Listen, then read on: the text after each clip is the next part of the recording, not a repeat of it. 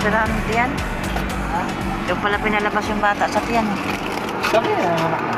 Kaya nga, nanganganak na nga. Akala ko, normal lang. Pinabiyak pala yung tiyan. Tapos wala siyang kasama doon. Makain. Di ba nang pinagka? Wala na si Dangdang. Sumuko na. Eh, may iniintindi din yung kapatid na dinadialysis.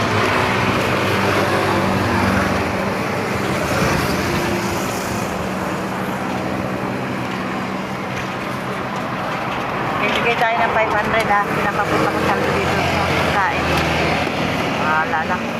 At yung mga ano ng gatas na sa tinapay. Papadalhan din natin yung pandesal. Benta natin bukas. Wala rin kwenta. Wala. Hindi naintindi nanay. Nagpapalaki lang. Yung anak na mga ganyan. Wala mga utang na loob matapos palakihin. Hindi na iniintindihan nanay.